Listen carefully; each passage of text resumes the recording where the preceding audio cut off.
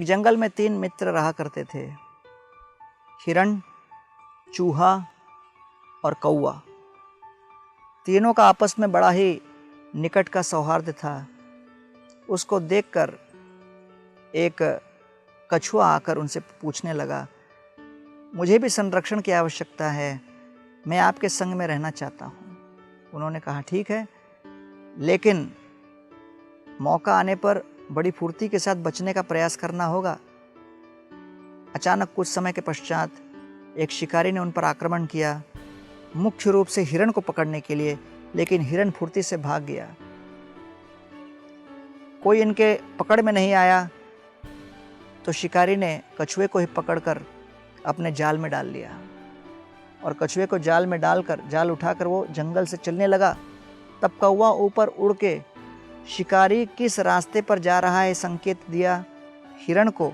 हिरण उस मार्ग में आगे जाकर ऐसे अभिनय करने लगा मानो वो मर गया हो, और उस मृत अवस्था को देखकर शिकारी रुक गया और सोचने लगा, जिस हिरण को पकड़ने के लिए मैं इतना प्रयास कर रहा था वो मेरे सामने अचेत अवस्था में है। उल्लासित होकर वो अपने हाथ में झोले को नीचे रख दिया और फिर जब मृग को निकट से देखने के लिए गया, उतने समय में कछुए को उस जाल से बचाने के लिए वहाँ पर चूहा आकर अपने दांतों से उस जाल को कुतर दिया। जाल को जैसे ही कुतरा तो फिर कछुआ उससे मुक्त होकर जल के अंदर जाकर मुक्त हो गए और बच गए, स्वतंत्र हो गए। और तब उनके पास जो सीमित अवधि उपस्थित थी उसमें वो मृग उठ के भागने लगे, और जैसे ही मृग वहां से भागे शिकारी समझ गए बहुत बड़ी भूल हुई, लेकिन कम से कम मेरे पास वो कछुआ तो है। तो कछुआ को ढूंढने के लिए जब लौट के आए तब देखा कि किसी ने तो उस जाल को ही काट डाला है, और वो नहीं जानते थे कि उस जाल को किसने काटा।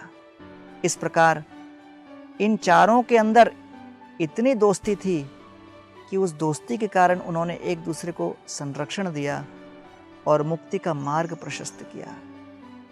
इसलिए भागवत में वर्णन आता है, सत्संगात मुक्त दुःसंगो हातुम न उत्सहते बुधाः कीर्तिमानो यशो यस्य सकृत आकर्ण्य रोचनम। इस सत्संग के बलबूते पे हम कुसंग से मुक्त हो सकते हैं।